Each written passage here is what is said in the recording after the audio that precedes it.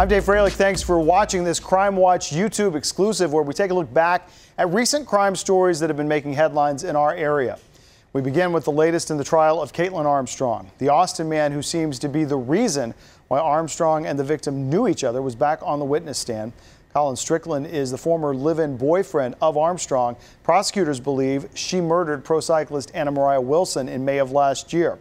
Fox 7 Austin's Meredith Aldis is covering the case and says the attitude and demeanor Strickland showed was more combative than his last appearance on the stand. It was the Colin Strickland show, inside and outside the courtroom. He's seen here pushing a photographer's camera down during the lunch break. And News Nation captured video of Strickland stomping on that same photographer's foot later in the day, seemingly on purpose. In the courtroom, where cameras aren't allowed, he was on the stand, seemed agitated and defensive. While his girlfriend at the time, Kaitlin Armstrong, has been painted as the jealous lover, the defense pointed out he was the one who lied to her about where he was the day Anna Mariah Wilson was murdered. Armstrong is accused of killing Wilson. Strickland said on the stand he believed Armstrong had a problem with Wilson. He even had to change Wilson's contact name in his phone because he, quote, wanted to connect with Mariah and communicate without triggering old wounds that the defendant was carrying. Strickland was asked point blank by prosecutors, "Did you kill Wilson?" He said no. His attitude displayed was a stark difference from how detectives described him during his interrogation in 2022. The lead investigator testifying he was cooperative. This was APD Detective Spittler's first homicide assignment. The prosecution pointed out his background in other departments. This comes after the defense has blasted APD's investigation into this case in the past. After nearly 2 weeks of evidence and witness testimony in another big trial Fox 7 Austin's been following, it'll now be up to a jury to decide whether Austin police officer Christopher Taylor is guilty of murder. If found guilty, he faces life in prison for killing Michael Ramos during a police encounter back in 2020. Jurors heard recently closing arguments today. Can I start on that part again? Sorry. Okay, pick it up because it wasn't. I don't know when it would be. All right.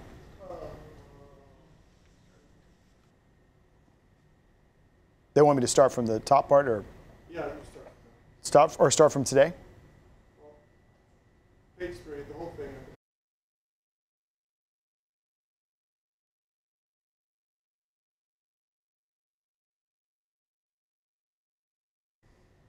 Okay. All right, 3, 2, 1. After nearly 2 weeks of evidence and witness testimony in another big trial Fox 7 Austin's been following, it'll now be up to a jury to decide whether Austin police officer Christopher Taylor is guilty of murder. If found guilty, he faces life in prison for killing Michael Ramos during a police encounter back in 2020. Jurors heard closing arguments in which attorneys for the state, Dexter Guilford, told the jury Officer Taylor should be held accountable for killing Ramos because Ramos was not a threat to officers or anyone else. He says the most dangerous place for Ramos to be was in Taylor's imagination. Guilford says the evidence shows Ramos was trying to get away from police. And if officers thought otherwise, he asked why they didn't warn Ramos like they did right before hitting him with a non-lethal round. You warn him that you're going to impact him. But this defendant, for a full 14 seconds, had decided that if the car moved, he was going to kill him. And didn't say a word to him. A man like Mike Ramos is dead, and all you can say, all that can be said is that that was a bad decision. That was his choice. You know the truth. The defense pointed out in their closing arguments this case was about one thing: Officer Taylor's perception about whether the threat was reasonable enough to shoot and kill Ramos. Defense attorney Doug O'Connell called the case a tragedy, but said it's not murder. He said Officer Taylor had seconds to make a decision, and he did what he had to do to protect himself and fellow officers from what he believed was Ramos driving at them. He pointed out body cam video the defense presented of officers scrambling as Ramos began to drive off. O'Connell told the jury Officer Taylor followed his training. The police officers you met in this case, including Chris, followed their training did everything they were expected to do, and it's simply unfair that these prosecutors will sit in an office building scrutinizing every second of a body cam and second-guessing what officers have to do out on the street. This whole case was a political prosecution from the very beginning. We'll keep you updated once a verdict is reached. Latest details can be found on our website, fox7austin.com.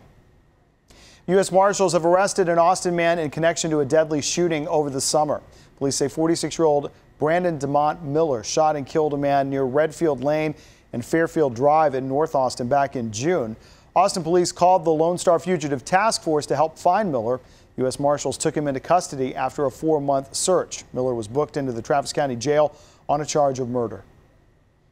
We're learning more about how law enforcement caught a man accused of killing another driver after a minor crash in North Austin. The U.S. Marshals arrested 28-year-old Justin Justice for the murder of 46-year-old Teresa Ferguson. And this isn't the first run-in he's had with the law. Fox 7 Austin's Angela Shen has more. On September 30th, Teresa Ferguson was on her way home from work. She was in a fender bender near I-35 in Rundberg. Police say the suspect, Justin Justice, shot and killed her before driving off. A month later, on October 31st, the U.S. Marshals arrested Justice. He tried to run off near the intersection of I-35 and A.W. Grimes in Round Rock. Ferguson's aunt and uncle share their reaction to the arrest. Deep breath, finally, after over a month. Yeah, very happy with that news. Justice's arrest affidavit says witnesses saw a silver Infiniti stopped by the victim's car. One witness heard a gunshot and smelled burnt gunpowder. The car quickly drove off. Officers saw that car on nearby surveillance video and put out a be on the lookout alert. Another officer saw that car at a different location, and surveillance video showed the same car there about 30 minutes after the murder. An anonymous tip identified the suspect car, which was registered to Justice. Police found a gun in the glove box and a screenshot of a news article about the shooting on his phone. Justice has a lengthy criminal record. He was previously convicted for indecency with a child and assault on a family member. He also has pending charges for drug possession, evading arrest, and failing to register as a sex offender. His bond is set at $250,000 for the murder charge. As sad as we are for us and the family, we're also concerned for the citizens of Austin, because in this case, it wasn't a robbery. It wasn't a crime of passion. It wasn't a self-defense. He killed a complete stranger. We're hoping that the courts will do something to get his bond up to a level that will keep him off the streets and other people safe. 2 years ago, Terry Turner was charged with murder. Investigators say the Martindale man shot and killed someone who was parked in his driveway. A jury in Turner's trial has now reached a verdict. Fox 7 Austin's Angela Shen has that story. The jury found Turner guilty of manslaughter, which is a lesser conviction than murder. The victim's family was emotional as the verdict was read, and Turner could be seen shaking his head. The jury deliberated for about 6 hours. Terry Turner was charged with the murder of Adil Dahoudi 2 years ago. In October of 2021, Dahoudi, a Moroccan immigrant, pulled into a driveway in Martindale near his girlfriend's home. His family says he was lost and was looking at his GPS to figure out where to go. Turner told police he noticed Dahoudi parked in the driveway and grabbed his gun and ran outside. Dahoudi quickly backed up and Turner chased him, hit his window twice with his gun, and shot him.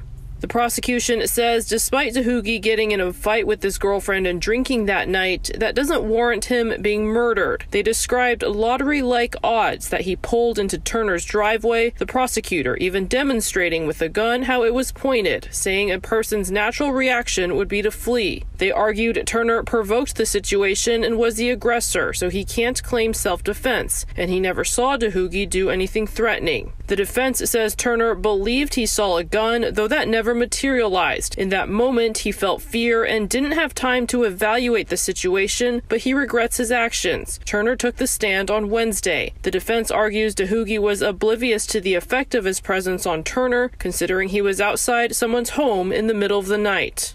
And the jury will be back Friday morning to decide Turner's punishment. In Lockhart, Angela Shen, Fox 7 Austin News. Authorities in Fayette County are celebrating the seizure of a large amount of drugs they believe came from the southern border. Deputies stopped an 18-wheeler for a routine traffic stop After interviewing the driver, deputies established probable cause to further search the vehicle. And with the help of a canine, a large amount of drugs was discovered in the truck's axles. In total, 23 kilos of cocaine were confiscated with an estimated street value of $2.3 million. The truck's driver, Carlos Rubiosa, was arrested and charged with felony drug possession. A man convicted of murder in San Marcos has been sentenced to life in prison. 30-year-old Lapierre Wilrich will not be eligible for parole. He was found guilty of the 2019 murder of DeMarcus Trey Allen. In June of 2019, Allen was shot and killed in his sleep at the Village on Telluride Apartments. A camera inside the apartment captured the killing. More surveillance and witness testimony led investigators to Wilrich and his accomplice, John Jervis. Both were arrested 2 weeks after the murder. Jervis was convicted last year and was also given a life sentence. 7 people are recovering after gunshots rang out during a party Sunday near Prairie View A&M University. Fox's Damali Keith has that story. One saying one possible shot in the knee, one female will need lifeline, GSW to the femur. Even as 911 dispatchers call for ambulances to respond to the shooting at the party in the pasture near Prairie View A&M University, the number of gunshot victims continues to grow. Possibly a second victim with a GSW to the neck. We believe we're going to have about 7 or 8 patients. In fact, 5 life flight helicopters were called to rush the 7 gunshot victims to the hospital, including 1 child, 4 women, and 2 men, after shots rang out at this trail ride pasture party when a fight turned into gunfire. Party goers say they couldn't believe what they were hearing. Most were like, pow, pow, pow. And then I just started running. Away from the gunshot? Yeah. How did someone make it into the party, which coincided with Prairie View's homecoming but was not a school event? How'd they make it in with a gun? According to this mass gathering permit, 2,500 people were expected. The promoter was required to have 35 security officers, including half who are licensed Texas peace officers,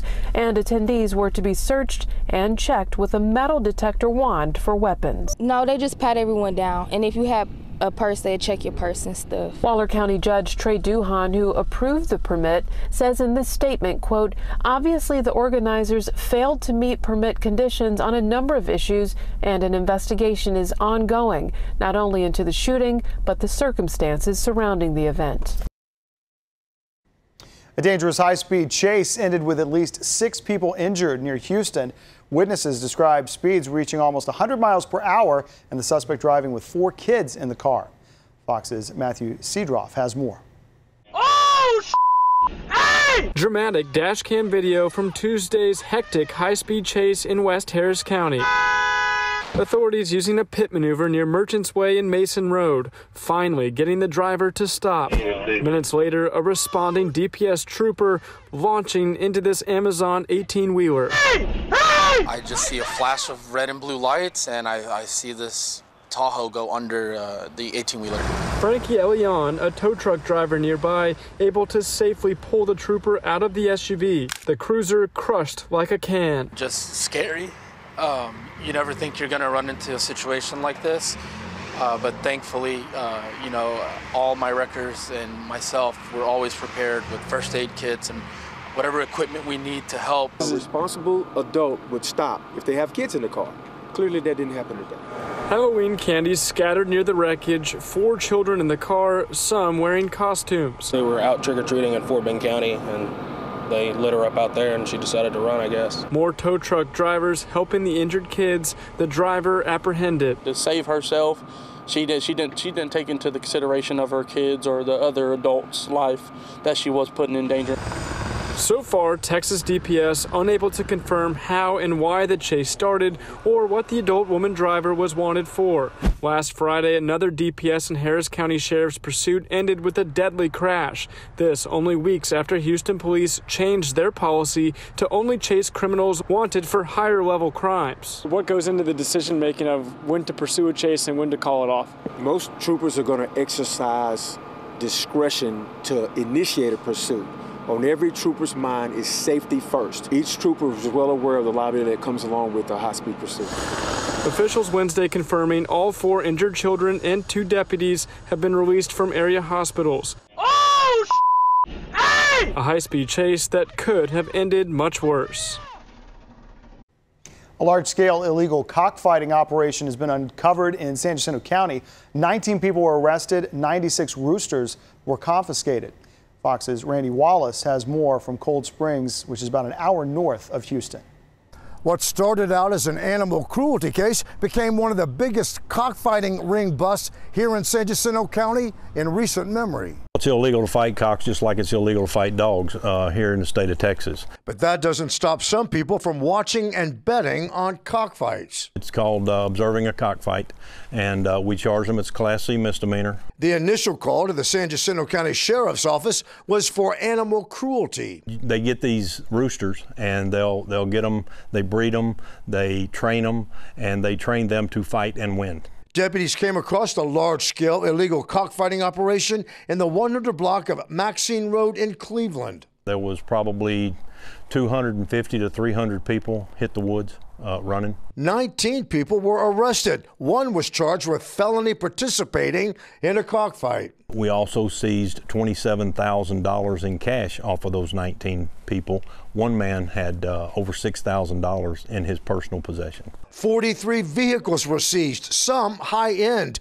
Deputies say they found cockfighting paraphernalia, including gaffs, which are razor-sharp, miniature knife-like objects, steroids, and syringes. 96 live roosters were turned over to a nonprofit organization. The message Sheriff Caper says he's sending: animal cruelty will not be tolerated in San Jacinto County.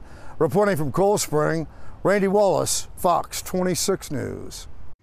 Also in the Houston area, a driving school owner is facing charges for sexually assaulting a student driver, and police say there may be more victims. 61-year-old Ronald Elgin. Sorry, I got to start that over. I don't know if that's Eglin? At this part right here? The whole thing. It is very disturbing and difficult to kind of imagine.